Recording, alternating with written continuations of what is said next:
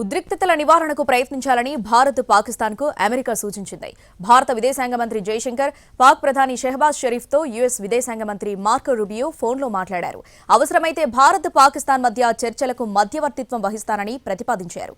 మరోవైపు ఉగ్రవాదాన్ని ఎట్టి పరిస్థితుల్లో సహించబోమని మార్కో రూబియో స్పష్టం చేశారు.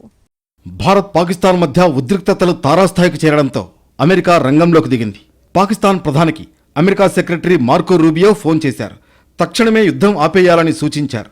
ఇరు దేశాల మధ్య చర్చలకు మద్దతిస్తామని హామీ ఇచ్చారు. అమెరికా స్పందనపై పాక్ ఏ నిర్ణయం తీసుకుంటుందోనని సర్వత్రా ఉత్కంఠ నెలకొంది. భారత విదేశాంగ శాఖ మంత్రి జయశంకర్తో కూడా అమెరికా సెక్రటరీ మార్కో రూబియో ఫోన్లో మాట్లాడారు.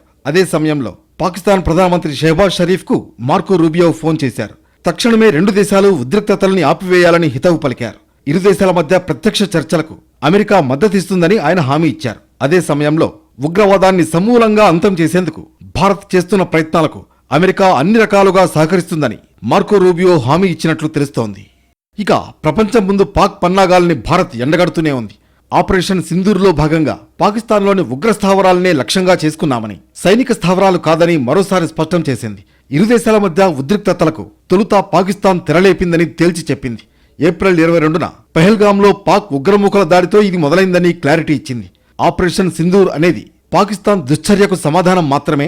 పౌరులను కాపాడుకునే భారత హక్కును ప్రపంచ దేశాలు గమనిస్తున్నాయని మన విదేశాంగ శాఖ చెబుతోంది. మరోవైపు IMF కార్యనిర్వాహక మండలితో పాకిస్తాన్ సమావేశం ఉత్కంఠ రేపుతోంది. సుమారు $1.3 బిలియన్ అదనపు నిధుల కోసం దాయాది దేశం ఆశగా ఎదురుచూస్తోంది. ఈ రుణ ప్రతిపాదనపై భారత్ తీవ్ర అభ్యంతరాలను వ్యక్తం చేస్తోంది. పాకిస్తాన్కు అందించే నిధులను ఆ దేశం ఉగ్రవాద కార్యకలాపాలకు, తన సైనిక గూఢచార వ్యవస్థల బలోపేతానికి పక్కదారి పట్టిస్తోందని ఆరోపిస్తోంది. పాక్పై భారత్ దాడుల నేపథ్యంలో IMF సమీక్షా సమావేశం మరింత ఉత్కంఠను రేపుతోంది.